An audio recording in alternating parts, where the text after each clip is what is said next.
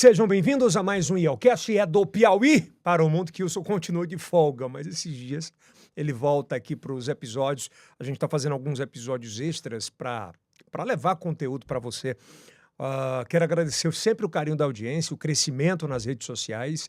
Acho que mês de maio e junho, mais de 35 milhões de views. Então a gente está muito feliz com essa entrega, com esse reconhecimento, pelo esse trabalho que a gente tem feito aqui. Contanto, a gente está nesse período pré-eleitoral. Então, calma que está acabando, chegar outubro, a gente finda, dá um time, trazendo novos conteúdos, novos quadros importantes, bem novidades por aí.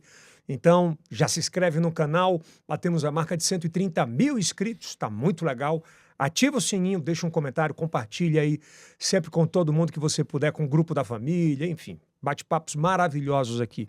Quero te convidar que, se você consumir qualquer um desses conteúdos aqui atrás, ajuda a gente, são os nossos patrocinadores. Lembrando que a Estação I é onde a gente produz aqui o IELCast e outros tantos e tantos produtos digitais que a gente tem aqui na nossa sede. Se você quer ter o seu podcast, seu produto digital, infoproduto, aulas, cursos, tudo a gente consegue fazer aqui, entregar no ponto. Você só vem com o seu conhecimento e com a sua comunicação e o resto deixa que a gente faz aqui, tá bom?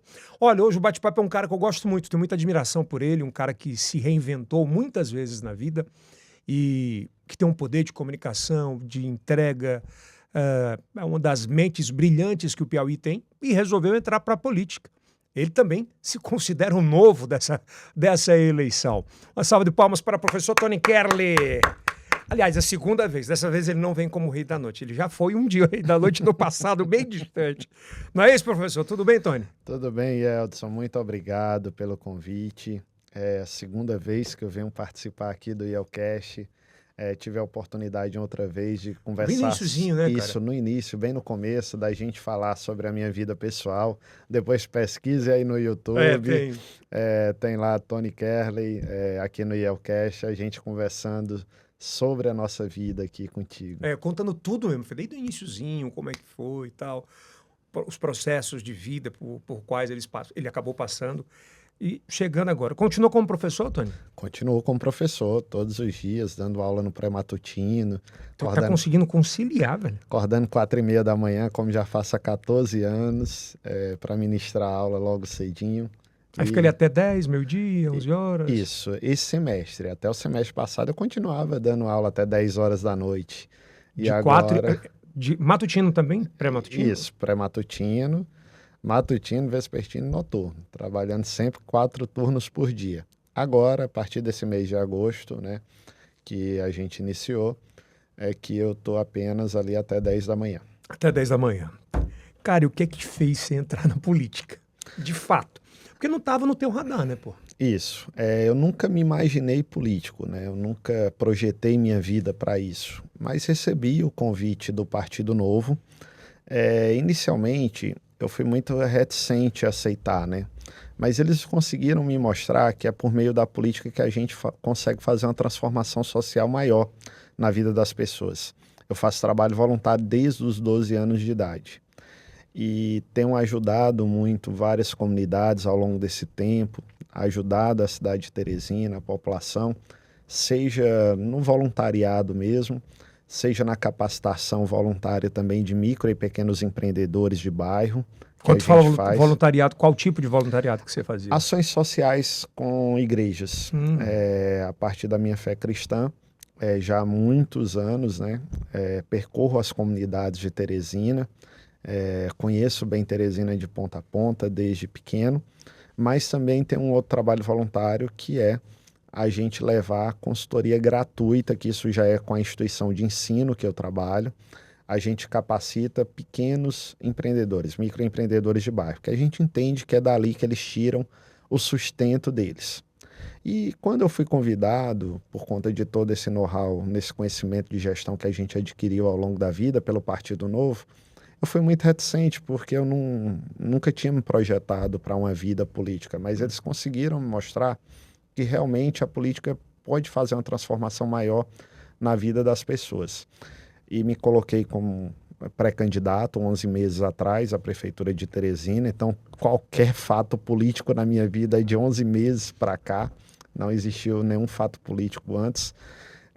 E ao longo desse tempo a gente vem percorrendo as comunidades da cidade, conversando com a população, por entender que todos os outros grupos políticos são grupos que fazem parte da velha política, são grupos políticos tradicionais que estão na prefeitura, no governo, ou já estiveram na prefeitura e não fizeram as mudanças que Teresina realmente precisa. Tony, por que o Novo não poderia ter sido outro partido, não?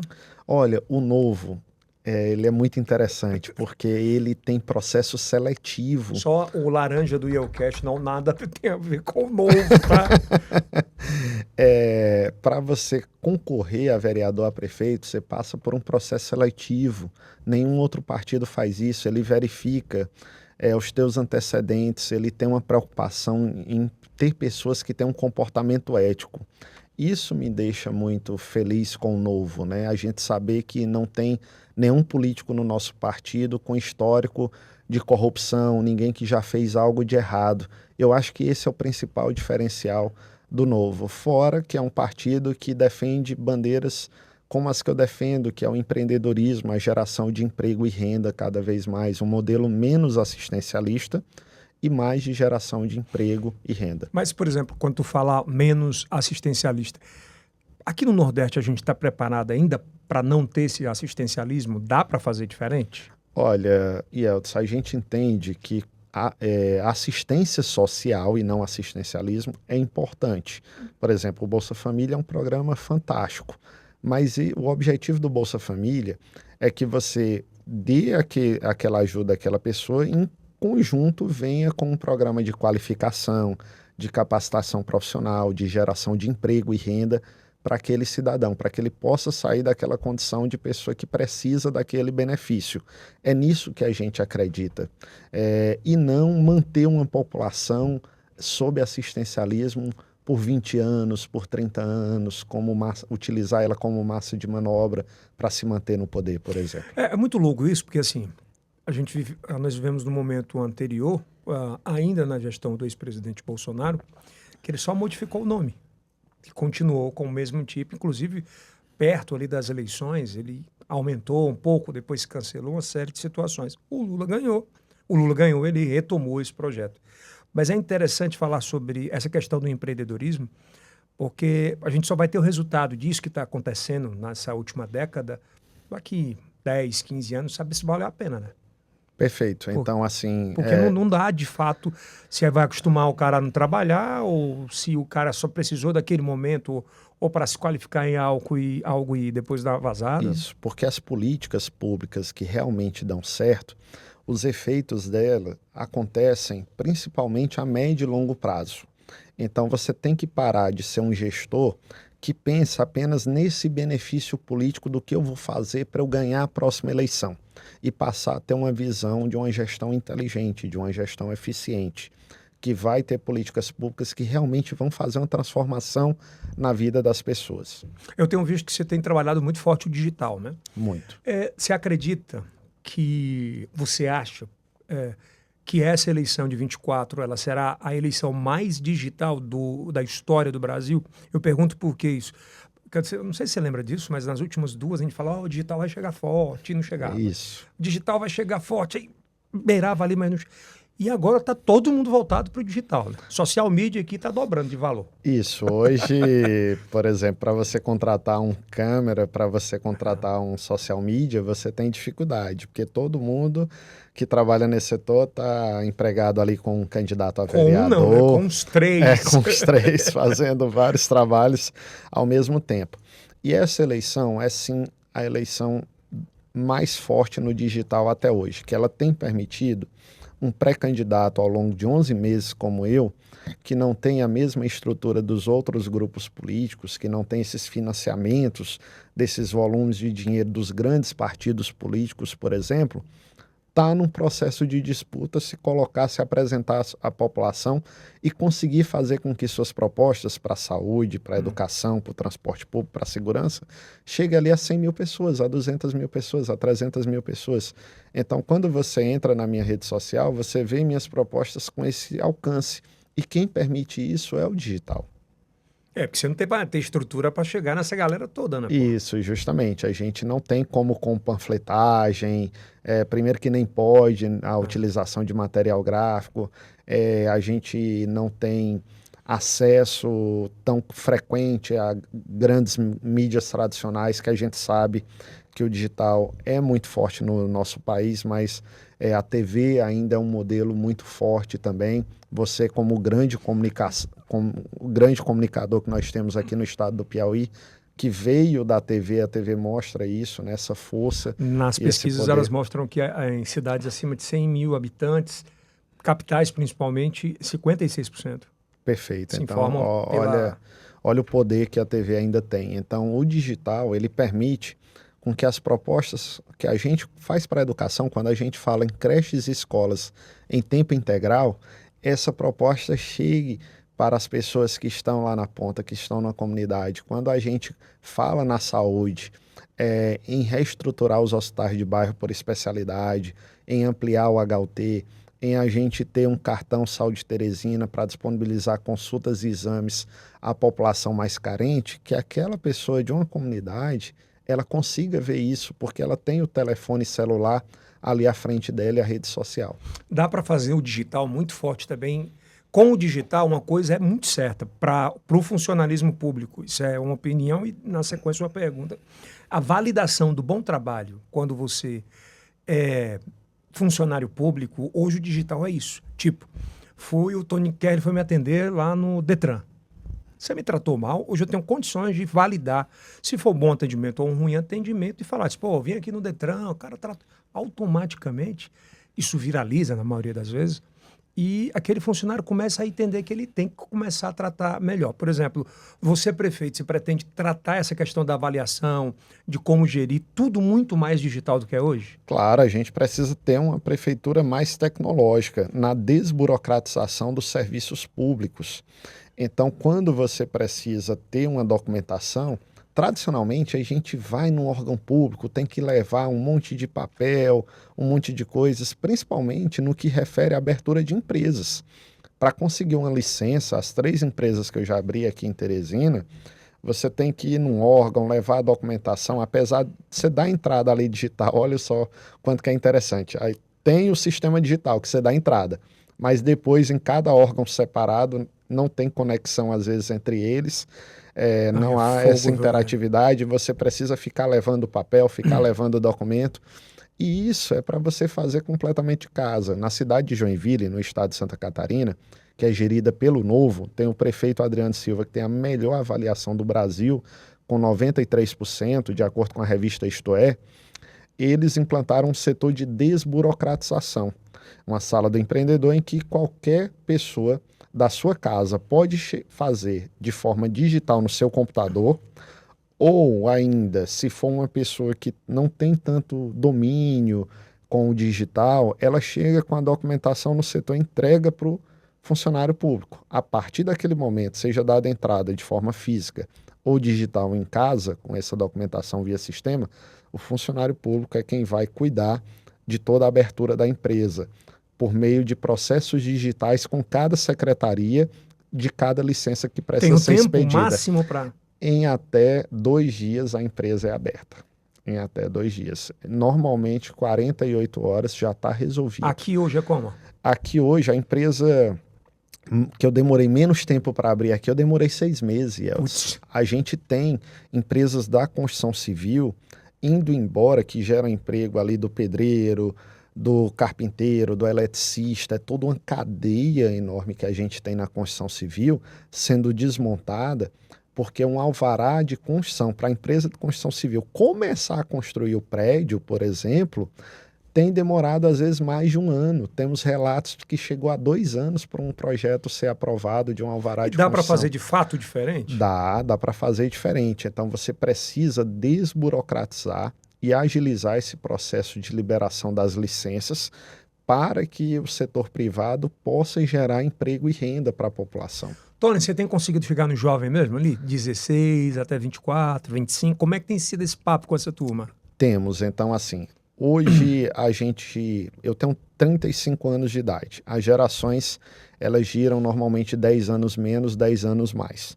Então eu tenho muita facilidade quando a gente pega os indicadores das nossas redes sociais, onde que a gente alcança, onde é principalmente de 25 a 35 e obviamente de 35 a 45. Esses dois grupos, nós já mensuramos que nós somos a pré-candidatura mais forte de alcançar e de chegar nesse público, com linguagem, com comunicação mais assertiva. E a gente tem conseguido penetrar muito bem no jovem de 16 a 25. A nossa maior dificuldade gira quando passa de 45 anos. Aí são pessoas um pouco mais tradicionais. Noventistas. Isso, a gente está conseguindo chegar ali com um trabalho mais de formiguinha nesse público. Cara, e quem é que tá bancando tua campanha, Tony?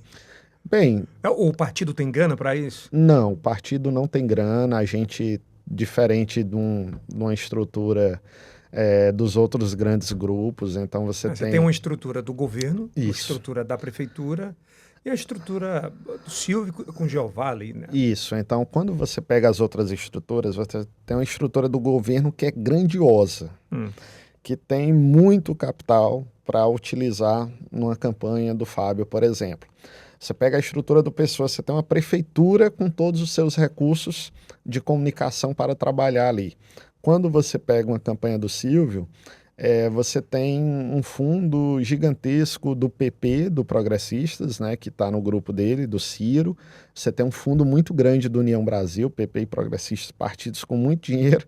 E aí quando você pega a nossa campanha, a nossa pré-campanha, e agora vai ser a campanha do Novo, a gente vai, se brincar, utilizar menos recursos do que um candidato a vereador, por exemplo, desses outros grupos. Eu acredito, porque hoje a gente tem conseguido crescer significativamente. Porque tem uma coisa, Yeltsin, que eu tenho percorrido todos os bairros nos últimos 11 meses e que é comum a toda a população, é o sentimento de revolta e indignação com a classe política.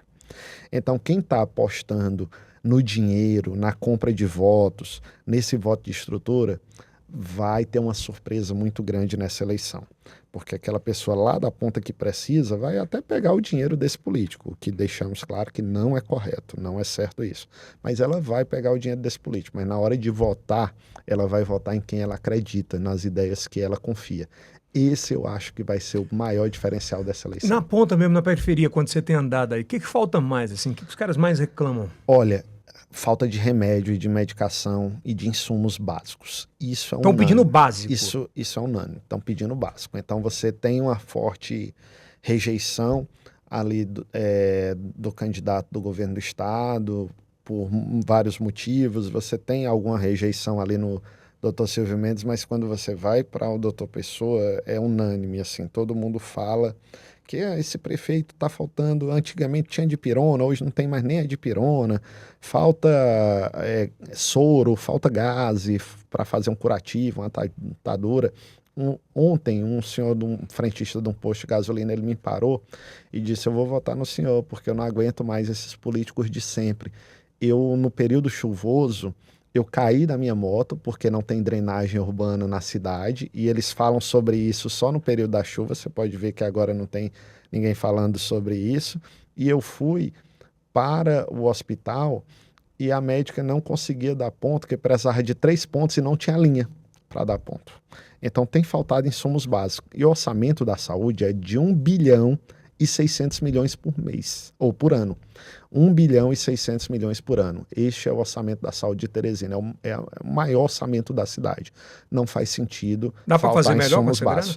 Dá. A gente já analisou o orçamento e a gente acredita que desse valor dá para ter uma economia de 300 milhões por mês, 300 milhões por ano, nesse orçamento de 1 bilhão e 600 milhões, simplesmente com a revisão dos contratos. A gente não pode dar outro nome, vamos falar aqui apenas de uma gestão eficiente. Então, com uma gestão eficiente, a prefeitura desse orçamento de 1 bilhão e 600 milhões por ano pode economizar 300 milhões com a revisão dos contratos. A digitalização das consultas, você acha que também não é uma saída? Sim, a gente tem falado muito sobre isso. A telemedicina, a gente colocamos isso no nosso plano de governo, que é importante a telemedicina, mas hoje o mais importante é você dar acesso a qualquer consulta e exame para o cidadão. Hoje, Teresina, na rede privada, se você tiver dinheiro, você consegue chegar e fazer qualquer consulta e exame. A gente tem na rede privada hospitais e clínicas de referência. Mas o cidadão usuário do SUS, a pessoa mais humilde, ele chega na rede pública e não consegue. Então, uma das nossas propostas é o cartão Saúde Teresina, em que com essa economia de 300 milhões por ano na revisão dos contratos, a gente vai pegar os usuários do SUS de Teresina, cadastrados no CadÚnico, e dar esse cartão para que ele consiga chegar na rede privada e fazer a consulta e o exame que ele consiga. E a prefeitura pagaria? E a prefeitura pagaria. Hoje, o principal problema de Teresina é a saúde. Então, um dos principais setores que gera emprego e renda e recursos para a cidade é o setor de saúde. Então, quando você faz isso, você faz com que as clínicas e hospitais da cidade possam contratar mais enfermeiros, mais fisioterapeutas, mais médicos, mais nutricionistas, as pessoas, o contador, o administrador que trabalha no administrativo, aquela técnica de enfermagem. O dinheiro roda, né? O dinheiro roda.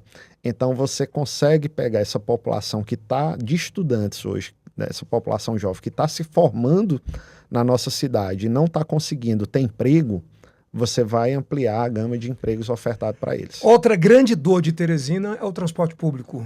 Perfeito. O que é que o Tony Kerley, prefeito eleito, faria para resolver? Primeiro ponto, você precisa de uma integração no centro da cidade, na Praça da Bandeira. Ali você já fazendo integração com o metrô da cidade.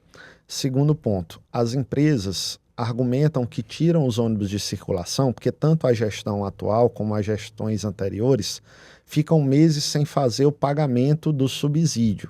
Então a prefeitura precisa parar de dar calote nas empresas de transporte público para elas não tirarem os ônibus de circulação sob esse argumento. Com isso você tem mais ônibus em circulação.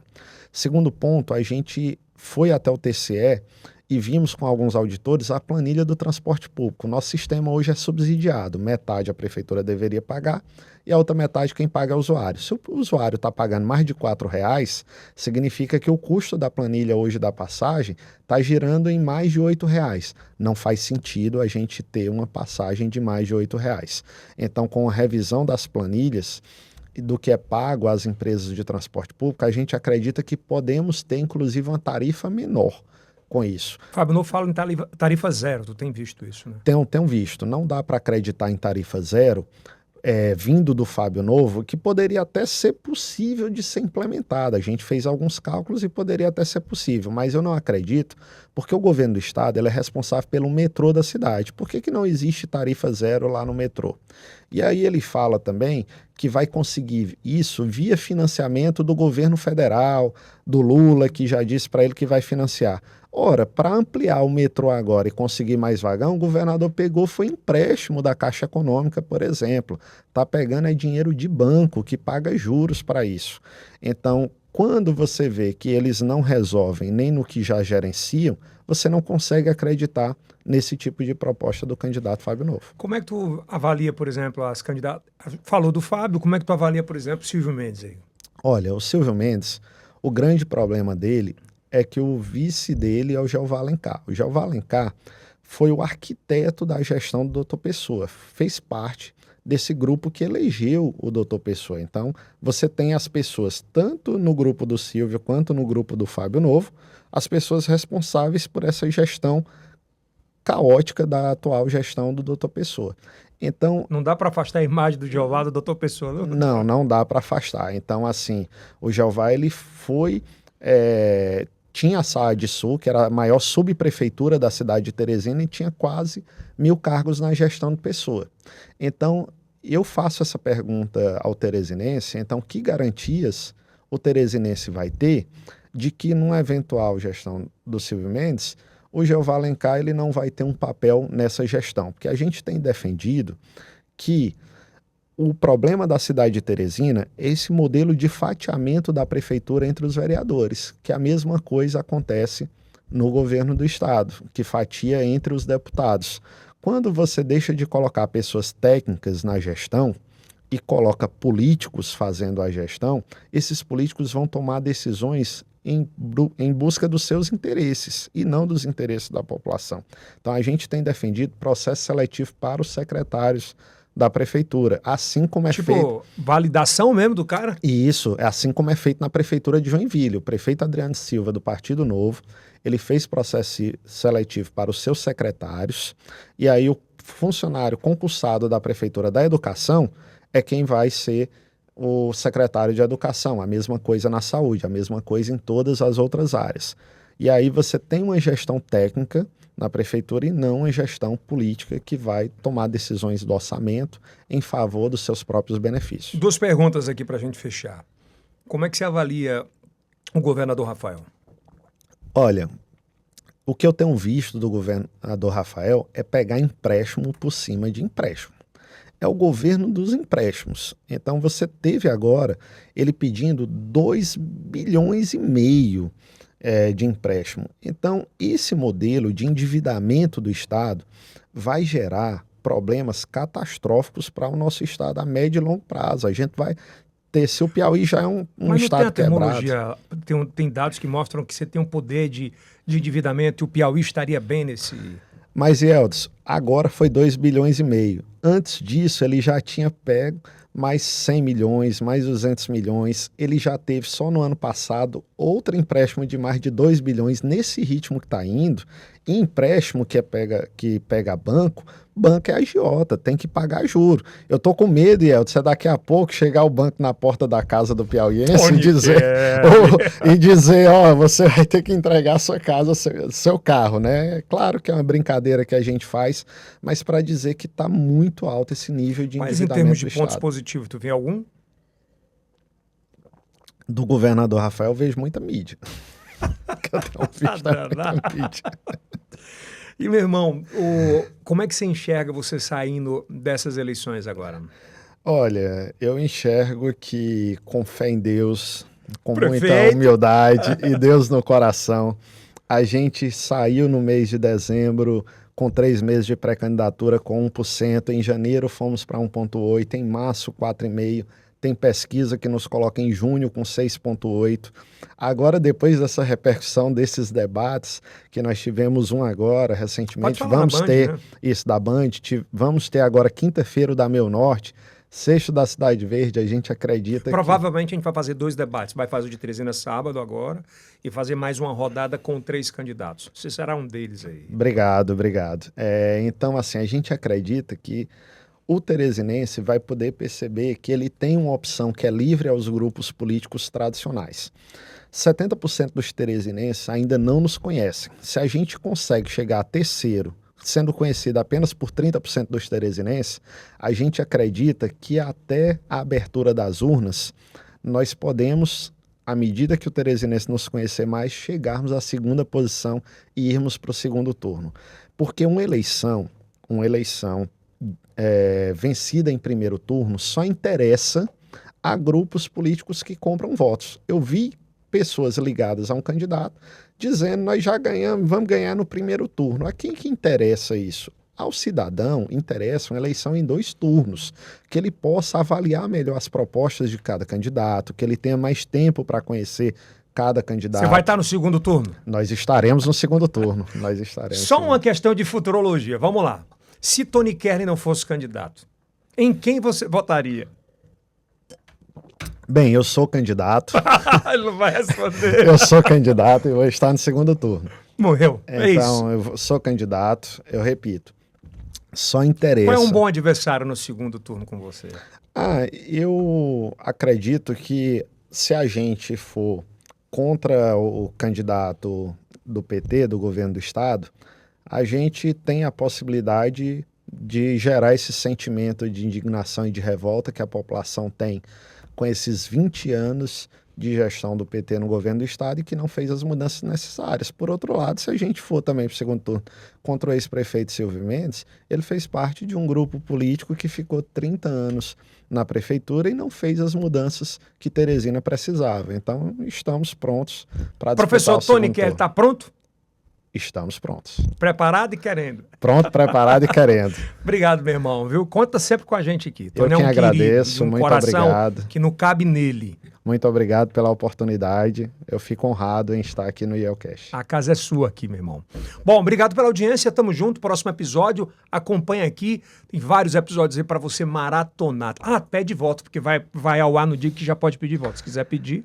Bem, então, se for ao ar... Vai depois do dia 17, fica tranquilo. Indo ao ar depois do dia 16, quero pedir a todos vocês teresinenses que percebam que pela primeira vez vocês vão ter a oportunidade de escolher uma opção livre aos grupos políticos tradicionais, que nem representa essa gestão do atraso da prefeitura atualmente, do governo do estado, e nem representa essa gestão do passado, que não fez as mudanças necessárias para a nossa cidade. Nós representamos um futuro verdadeiramente novo para Teresina e não novo apenas no sobrenome. Quer falar o número, pô? Já pode. Então, se já pode, já está lá no período eleitoral. Palavra dada, pô. Palavra dada, vote 30, vote professor Tony, vote novo de verdade. Pronto, fechou, tá aí. Maratona aqui o próximo episódio. Isso aí é o Cast do Piauí para o Mundo. Até a próxima.